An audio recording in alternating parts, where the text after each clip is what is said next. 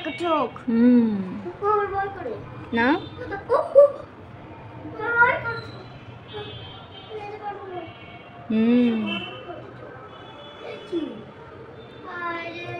আজকে প্রাচ্যর পাপা প্রাচ্যের জন্য এত বড় বড় কাঁকড়া নিয়ে আসছে। এটাকে কি বলে বাবা? ক্র্যাব। ও মাই গড, এটাকে ক্র্যাব বলে? দেখি কোথায় চোখ আছে, দেখি ক্র্যাবের আইগুলো একটু দেখাও তো।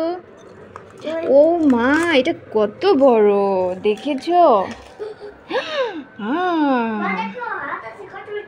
এগুলো তো মরে গেছে বাবা, আসো তুমি নিয়ে যাও, একটা ধরো। এই দেখো, এটাকে কি বলে বলো বাবা? এগুলোকে কি বলে? কি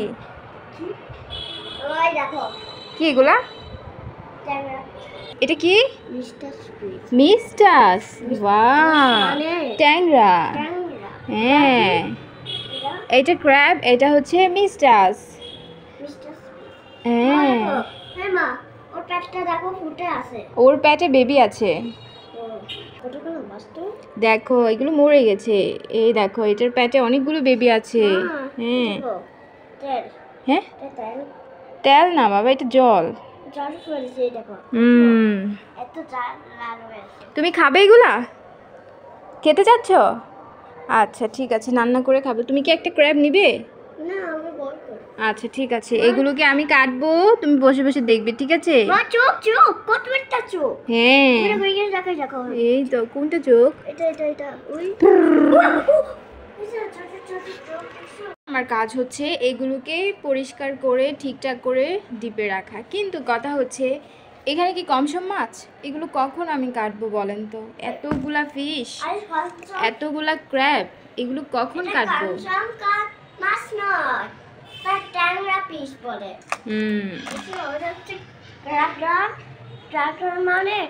আর এটা মিস্টাস।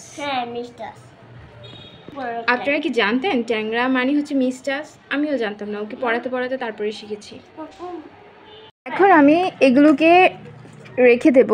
এগুলো যদি আমি কেটে রাখি তাহলে এগুলো অনেকটাই শুকিয়ে যাবে, এগুলোকে কাটা ছাড়াই রাখতে হবে।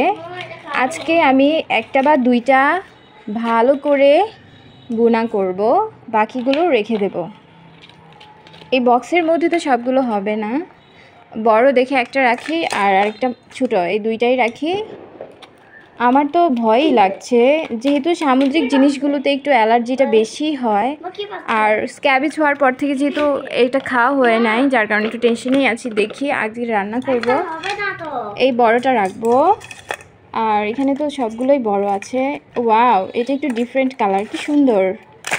অনেক দিন পর কাঁকড়া এনেছে, মানে এই বাসায় আসার পর থেকে কাঁকড়া আনা হয় নাই। নর্মালি আমাদের গ্রামের কাঁকড়াগুলো বেশি আনা হয়। আমার বাবাকে বলে রাখলে যখন জল বেড়ে যায় তখন কাউকে দিয়ে ধরিয়ে রেখে দেয়, তারপরে পাঠিয়ে দেয়। নিবে এটা?